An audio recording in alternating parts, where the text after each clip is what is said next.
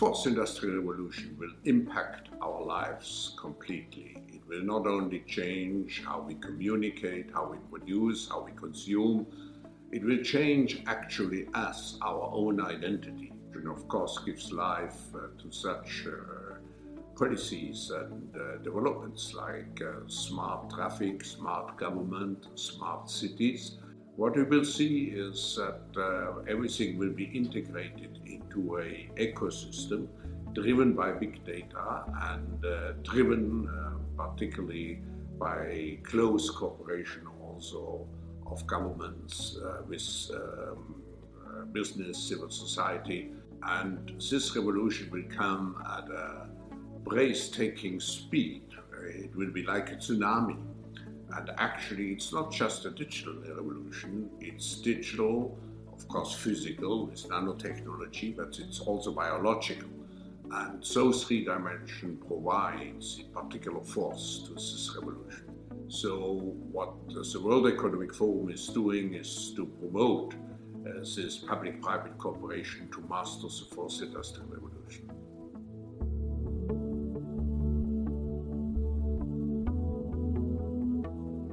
The fourth industrial revolution will have multifold impacts. Of course, every industry will be digitalized, will be disintermediated, and has to define a new business model. But it's not only business which is affected, it's government which has to move over to agile government, it is society as a whole, with the danger of job losses, but also with the need to reskill and upskill people fast. So there's an impact on society. So we will have to prepare very well for this revolution, and I feel that the Asian countries with a relatively young population can manage and master this revolution easier compared to other countries in the world.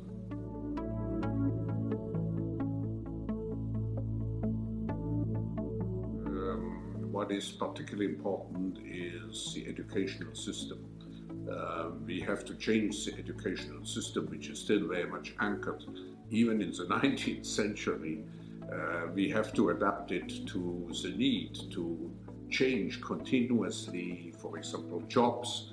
So the new educational system has not only be aiming at developing digital capabilities, and I should add ethical norms, that it also has to be based on a lifelong educational system.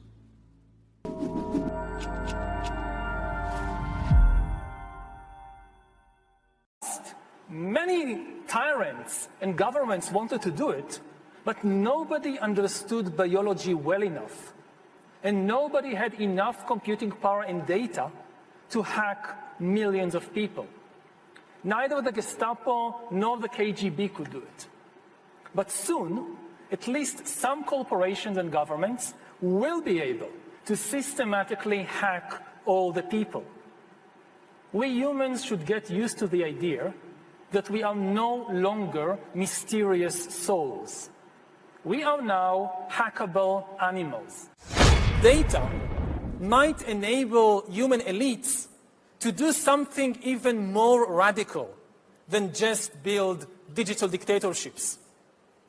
By hacking organisms, elites may gain the power to re-engineer the future of life itself.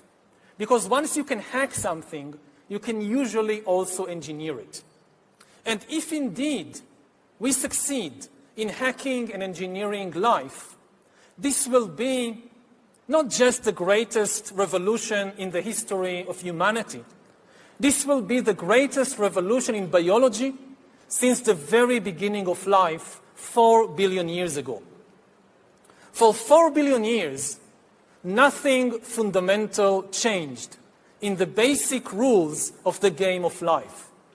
All of life, for 4 billion years, dinosaurs, amoebas, tomatoes, humans, all of life was subject to the laws of natural selection and to the laws of organic biochemistry. But this is now about to change. Science is replacing evolution by natural selection with evolution by intelligent design.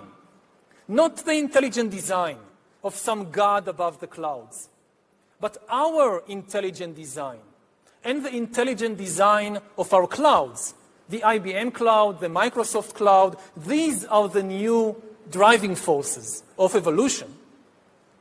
And at the same time, science may enable life after being confined for 4 billion years to the limited realm of organic compounds. Science may enable life to break out into the inorganic realm. So after 4 billion years of organic life shaped by natural selection, we are entering the era of inorganic life shaped by intelligent design.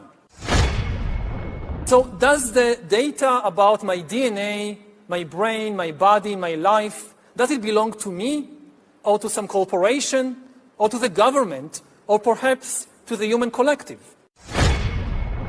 Humans are now hackable animals. You know, the whole idea that humans have, you know, they have this soul or spirit and they have free will and nobody knows what's happening inside me. So whatever I choose, whether in the election or whether in the supermarket, this is my free will, that's over. Free will, that's over. That's over.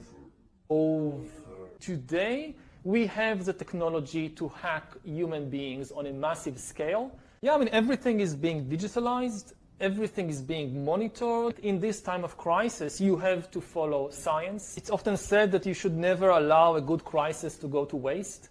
And the pace of change is going to require us to do more fundamental reimagining of our social and political arrangements. And so we're going to have to consider new ways of thinking about these problems, like a universal income. There will be fewer and fewer jobs that a robot cannot do better. What to do about mass unemployment? This is going to be a massive social challenge. And I think ultimately we will have to have some kind of universal basic income. Aujourd'hui, au bout de ça, on parle de puces qu'on pourra s'implanter. Ce sera quand ça? Certainement dans les 10 années à venir. Et d'abord, on va les implanter dans nos vêtements, c'est-à-dire wearables, comme on le dit. Et après, on pourrait s'imaginer qu'on les implante dans nos cerveaux ou dans notre peau. Et à la fin, peut-être il y a une communication directe entre notre cerveau et le monde digital. We've simplified this to simply something that is about the size of a large coin. And it goes in your skull, replaces a piece of skull, and the wires then connect within a few centimeters or about an inch away from the device. I mean, frankly, to sort of simplify this, what we're, I mean, it's more complicated than this, but it's, in a lot of ways, it's kind of like a Fitbit in your skull with tiny wires. So I guess one question is, how essential is, at a governmental level, you know, a carbon tax or something that prices carbon to create the right incentives? Yeah, it's absolutely a carbon tax, if it's politically adoptable, if that can practically happen, a carbon tax at quite a high level that, you know, has some resemblance to the green premiums for these products. So it'd have to be like $100 to $200 a ton. That sends out the clear market signal. So we need to go from having an untaxed negative externality, which is effectively a hidden carbon subsidy of enormous size, $5.3 trillion a year, according to the IMF, every year. We need to move away from this and have a carbon tax. So what can you do? I would say whenever you have the opportunity, talk to your politicians, ask them to enact a carbon tax. We have to fix the unpriced externality. I would talk to your friends about it and fight the propaganda from the carbon industry. Elon met with biotech company CureVac, one of Tesla's business partners, who are currently working on a COVID-19 vaccine candidate that is being funded by Bill Gates. Tesla is working with CureVac in an effort to build a new kind of vaccine printer that can manufacture molecules. The new vaccine is being developed using Tesla's RNA printing technology, a new biotech advancement that Tesla and CureVac actually began working on last year. Advertising campaigns in HHS history to encourage Americans to use wearables. It's a way of people can take control over their own health. They can take responsibility. They can see, as you know, what food is doing to their glucose levels, their heart rates, and a number of other metrics as they eat it. And they can begin to make good judgments about their diet, about their physical activity, about the way that they live their lives. We think that wearables are a key to the MAHA agenda, making America healthy again, and we are going to, my vision is that every American is wearing a wearable within 4 years. Did you know the EU plans to launch its digital currency, the digital euro, in October of 2025? The deadline for us is going to be October of 25. Some say this would be a great way to reduce friction and let Europeans pay more easily across borders, and a great way to stop terrorism and crime. Others are worried it will allow those in power things like the potential to block payments, similar to that time Trudeau froze bank accounts of Canadian truckers during the COVID protests in 2022, or program money with expiration dates, for example, prior to an election year to make people use money and boost the economy when the party in power is not looking so good in the polls, or perhaps make people do less harmful things like killing the planet by moving around in cars or eat meat, or monitor behavior in real time in case the police wants to talk to you about that mean thing you said online 4 minutes ago, like they do in Germany and the UK these days. Luckily, this has been tested in China, and they are very happy with the amount of control they've gotten over their slaves. But it is piloted on a fairly large scale in China, is of use and of service to all citizens. So it is not something that is good for the elite, or is good for the young, or is good for some versus others. I wanted to just make a video talking about the fourth industrial revolution. But before I talk about that, because in order to understand how we came to be where we are, we need to understand our history. So I'm just going to talk about the first, second, and third industrial revolutions before I talk about the fourth industrial revolution. So the first industrial revolution was in the 1760s to 1840s. And this was a period of economic and social change that started in the late, in that time period that I've mentioned. It was characterized by a shift from manual labor to machine-based manufacturing and significant advancements in transportation and communication. It says this period of change profoundly impacted the world, shaping the modern economy and laying the foundation of future industrial revolutions. And most of this was advancements were because of the use of using steam. So, for instance, the steam engine.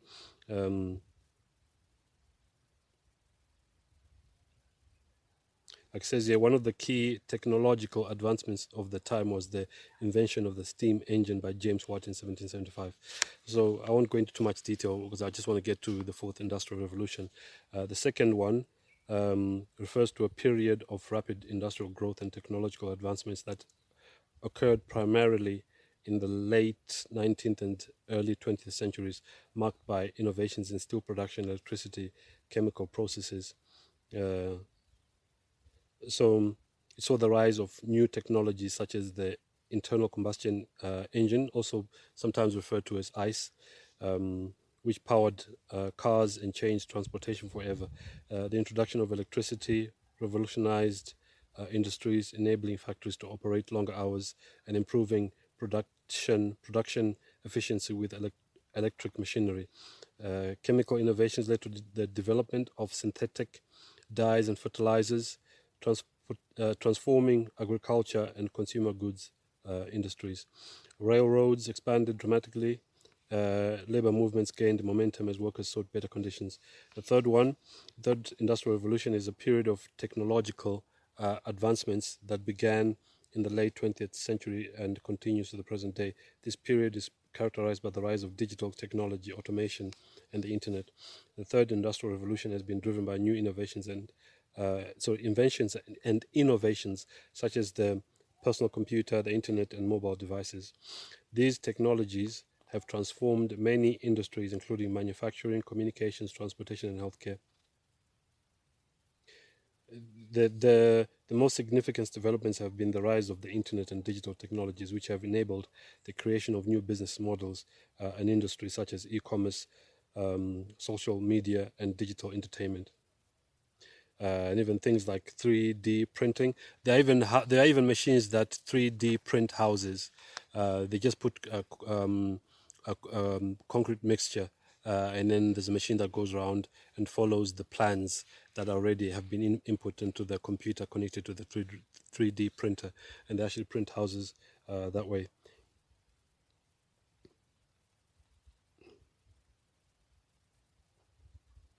So yeah, it's just a summary of those three, and then I want to move on to the fourth industrial revolution as to what that is, because it's actually something that we're going through right now in 2025. So the fourth industrial revolution is about AI, automation, and transhumanism. That's why in the US, many government workers are being laid off in the guise of cutting wasteful government spending through DOGE. And for those who don't know what DOGE is, it's a Department of Government Efficiency, which was headed by Elon Musk until he, in quotes, fell out with Donald Trump. Because I don't believe everything they say on the news, you know, because not that I watch the news, I do my own research. But they say that Elon Musk fell out with Donald Trump because Donald Trump was introducing this, what he calls the big, beautiful bill, which is similar to Build Back Better, which is actually 666, because the small b looks like a 6. If everyone understands what I'm saying, it's actually about, so all this laying off of workers, it's actually about preparing the way for AI and automation. AI being artificial intelligence, and automation being the introduction of robots doing most work that was actually being done by human beings. And we've actually had robots doing a lot of work in various different industries, even the manufacturing of cars and such things. So smart cars, smartphones, smart fridges, smart washing machines, dishwashers, I've even seen a smart barbecue. I saw a video of a man who was trying to use his barbecue, which was a smart barbecue, and he couldn't use it because it needed an update. And I've also seen a man who had a pregnant wife, and he was wanted to take his pregnant wife to hospital. And I think this was in Japan or China. He needed to take his wife to hospital urgently because she was about to give birth. But the car wouldn't start, and they couldn't drive the car because it needed an update or an upgrade of his technology, just like how our phones occasionally do their own updates. So we've got smart barbecues, which I've mentioned, smart cities. All these things will talk to each other. I don't know if I've missed anything out there, but all these different types of technologies that we use, they all talk to each other. So the question is, where do human beings fit in all this? That's something I'm going to try and answer, but without going into too much detail, because I'm not an expert on this, but I'll just give my understanding of what's going on. Like I said, this is actually something that we're going through right now. And the other question is, how will human beings be integrated into the Internet of Things? So it's kind of like the same question. I'm just asking it in different ways. So this is my understanding, is how because human beings cannot be left out of what's called the Internet of Things, which even Boris Johnson spoke about when he was addressing the UN. He spoke about the Internet of Things, where all these things will talk to each other. Even the vacuum cleaner, we have these vacuum cleaners that just operate on their own. They all talk to each other. Your fridge can order your milk when it runs low, and such things. So what about human beings? They cannot be left out of the Internet of Things. How do they fit in? So this is what this is where transhumanism comes in, and it begins with the wearing of wearables, which recently RFK Jr. has said that he wants all Americans to be wearing wearables in the next 4 years, and obviously that's in 2029. And then also Klaus Schwab a few years ago spoke about, he promoted the same thing as well, and even microchips as well. So transhumanism will happen by the placing of nanotech inside the bodies of human beings. And so how the nanotech end up in our bodies.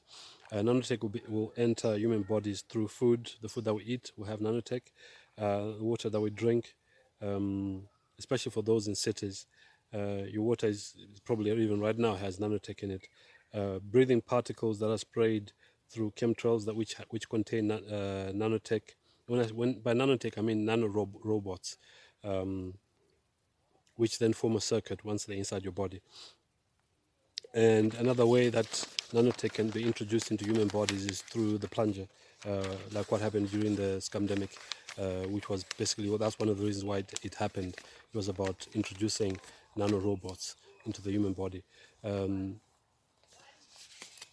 So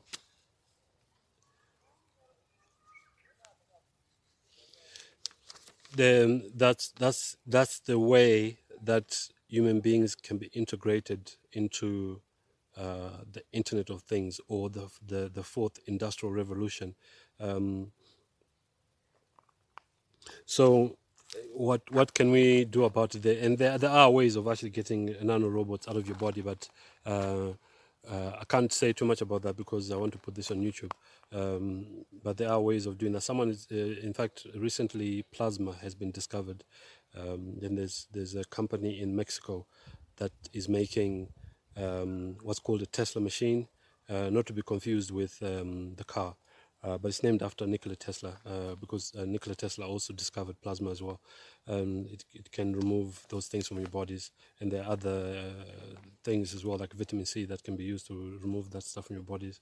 So yeah, but I'm sharing this information just to let everyone know why certain things are happening, because sometimes we're told things, but we're not given the real reason why they're happening. Like, for instance, the scamdemic, it was not about a virus going around. It was about transhumanism and the fourth industrial revolution. So that's the real reason why that was happening, as well as other reasons which I'm not going to get into right now, because like I said, I want to put this on YouTube and I don't want this video to be removed. But yeah, that's what's happening. Let's not believe everything we're told. There's a lot of the times when we're told something, it's not the real reason why it's happening, and there's always a hidden agenda behind it. We have to understand that the devil actually is ruling this earth right now, and he has his minions, both fallen demonic angels and also human beings who are working for him. And most of those are, the rich and famous, the multi-billionaires, and even the millionaires, and even the celebrities, so-called celebrities, are actually working for the devil as well, and influencing human beings to go in a certain direction, without telling them the real reason why certain things are happening. So remember, I made a video about conformers and reformers, and that we should not be conformers. Let's not follow the things that are going on in the world, because we've already been told in Romans chapter 12 verses 1 and 2 that we should not be conformed to this world, but we should be transformed by the renewing of our minds. In other words, we should have the mind of Christ. Jesus wasn't a conformer, so we shouldn't be either.